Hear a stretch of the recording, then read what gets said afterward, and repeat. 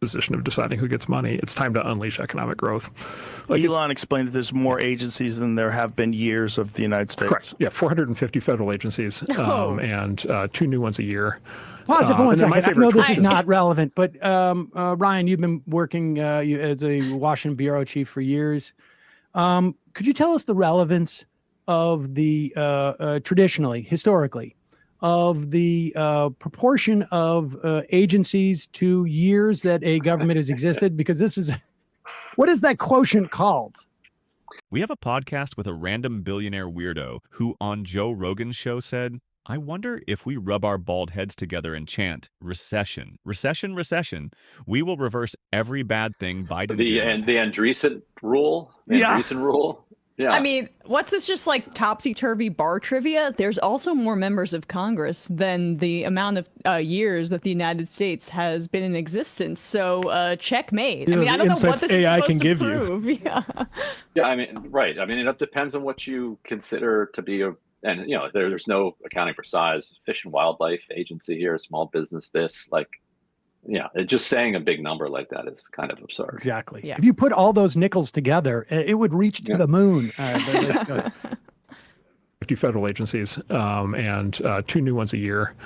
And then my favorite twist is we have this thing called independent federal agencies. So like, for example, we have this thing called the Consumer Finance Protection Bureau, CFPB, which was it's sort of Elizabeth Warren's personal agency that she gets to control. Financial and it's an independent agency that just gets to run and do whatever it wants, right? And if you read the Constitution, like, there is no such thing as an independent agency, and yet there it is. What does her agency do? Whatever she wants. What does it do, though? Basically, it terrorize financial institutions, prevent fintech, prevent new competition, new startups that want to compete with the big banks. Really? Oh yeah, 100%. How so? Just like terrorizing anybody who tries to do anything new in financial services. And can you give me an example? Well, you say, debanking.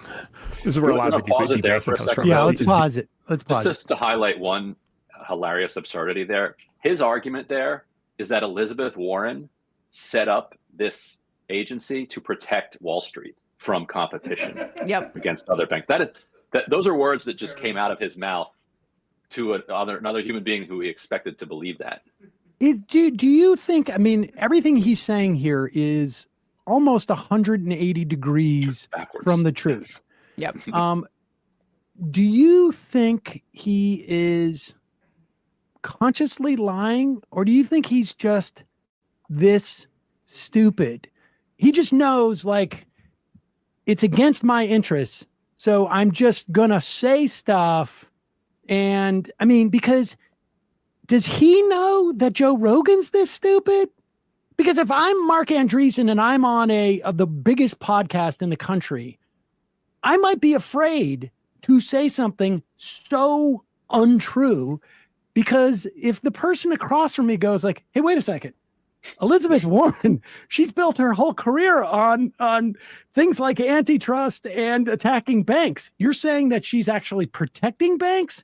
And hey, wait a second, she's a senator. She doesn't run this agency. Hey, wait a second. Like, he doesn't seem to be afraid of this. I think some of it is he thinks he can just get away with it. But I think some of it is he has personally been investigated by the CFPB, and his friends have, and not just the CFPB, it's actually more the Federal Reserve and the SEC. They have gone after different scam operations that he has put his money into. And I'm sure that has been very difficult for him. And I'm sure he has been in calls with his lawyers who are describing to him what's being done. And he's absolutely enraged and feels deeply victimized by this and feels a genuine sense of injustice, because these people surround themselves with sycophants who are constantly telling them that their great ideas about building an island in the middle of the Pacific are amazing, and you're such a genius. So to have some pencil-pushing accountant like Rohit Chopra come in and send him a letter and say, by the way, all this stuff you're doing is illegal, like, I'm sure there is a genuine visceral sense of injustice that then blinds him to the obvious reality that we can see. That's like, no, what you said just doesn't make any sense. I mean, it's like that noise that you get where you're watching one of those movies where somebody is next to an explosion and you just hear that. Joe needs to interview non-billionaires, otherwise his show will be terrible going forward. The term useful idiot has never been more appropriate than with Joe Rogan. Yes. Yeah. But, And they but just went on. can I just ask? And nobody must correct him in his Right. world ever. But Right. so he's conflating here the rules that protect people from debanking with the. Well, let's- Yeah, but he's I'm about asking. to do that. Yeah. But I'm Yeah. just asking Ryan, like he's conflating the rules that the CFPB had that protected people from getting debanked with the enforcement actions against him personally, and conflating Right. those two things. Okay. Yeah, Yeah. let's continue on because that's where he's going to next. Okay. Oh yeah, 100%. How so? Just by terrorizing anybody who tries to do anything new in financial services. And Can you give me an example? Well, you said, debanking. This is where a lot of the debanking comes from, is these agencies. So debanking is when you as either a person or your company are literally kicked out of the banking system. Like they did to Kanye. Exactly, like they did to Kanye. My partner Ben's father has been debanked. Really? We had an employee who For what? For having the wrong politics, for saying unacceptable things. Under current banking regulations, here's a great thing. Under current banking regulations, after all the reforms of the last 20 years, there's now a category called a politically exposed person, PEP. And if you are a PEP, you are required by financial regulators to kick them off of to kick them out of your bank. What? You're not allowed But to what have if you're politically on the left? well, that's fine.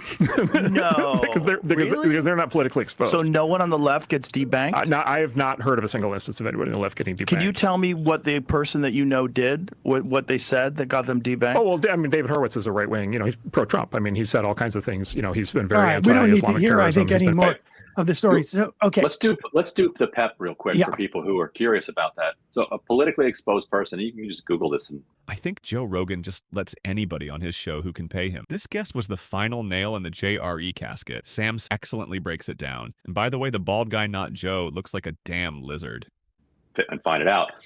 That means if you are a mayor, a member of Congress, a banking regulator, like let's say you're Rohit Chopra, for instance, at the CFPB, and you are susceptible to bribery, like not susceptible, but like you're the kind of person that might be bribed, then there's a higher level of scrutiny that a bank has to do to make sure that these people aren't doing money laundering or like washing bribes through their bank accounts. That's what a PEP is. It has zero to do with anybody's politics at all. Like Is it's it just called a complete- political? What did he call it? A PEP, politically exposed person. It's an actual Okay, so concept. politically Yeah. exposed in the sense that you could be, like, I guess, subject to bribery or something like Right. that, and you have a vested stake in it makes you just more, I guess, Right. vulnerable You're a higher to risk. financial Like, exploitation. Same as if you live in Sinaloa and are conducting all